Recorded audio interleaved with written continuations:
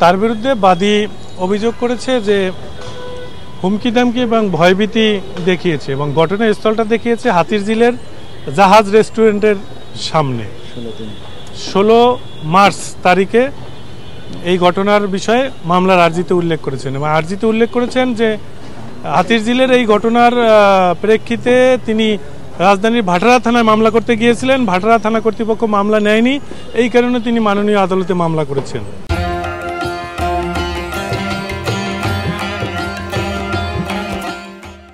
আমরা মাননীয় আদালতকে জামিন শুনানিতে বলেছি যে এই ঘটনার যে বাস্তব অবস্থা সেটা বাদীর যে আর্জি সে আর্জিতেই গড়মিল রয়েছে।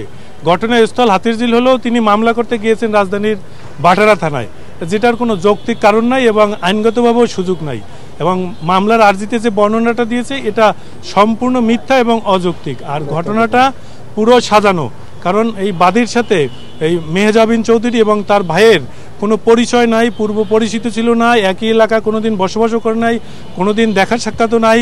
এমনকি তাদের একজন আর একজনের ফেসবুকেও তো অনেকের সাথে অনেকের যোগাযোগ থাকে, তাও কিন্তু নাই। এখন আমাদের বক্তব্য হয়েছে যে মেহজাবিন চৌধুরী যেহেতু একজন প্রতিষ্ঠিত অভিনেত্রী, তার যে প্রতিপক্ষ থাকতে পারে, অভিনয় জগতে তার প্রতিপক্ষ থাকতে পারে, এই প্রতিপক্ষদের দ্বারা প্রভাবিত হয়ে এই বাদী অবৈধভাবে লাভবান হয়েছে এবং এই ঘটনা সাজিয়ে একটা মামলা করেছে, যে মামলার কোনো অস্তিত্ব নাই, এটি অস্তিত্ববিহীন একটি মামলা। কি কারণে আমরা অস্তিত্ববিহীন মামলা বলতেছি? এই মামলাটায় বাদীর যে ঠিকানা ব্যবহার করা হয়েছে সে ঠিকানায় আসলে বাদী থাকেন না এবং এই আসামিদের বিরুদ্ধেও যে ঠিকানা ব্যবহার করা হয়েছে সে ঠিকানা আসামিদের না, অন্য একটা ঠিকানায় ব্যবহার করে তাদের বিরুদ্ধে মামলা দায়ের করেছে এবং পদ্ধতিগতভাবে প্রথমে সমন জারি হয়েছে। বাদী সমন জারির পরে সে গ্রেপ্তারি পরোয়ানা জারির আবেদন করেছে। যেহেতু আসামিরা মামলার খবর জানে না, মাননীয় আদালত নিয়ম অনুযায়ী গ্রেপ্তারি পরোয়ানা জারি করেছেন এবং পরবর্তীতে আমরা এই গ্রেপ্তারি পরোয়ানা জারির খবর শুনে মিডিয়ায় আমরা মাননীয় আদালতে এসে আত্মসমর্পণ করেছি।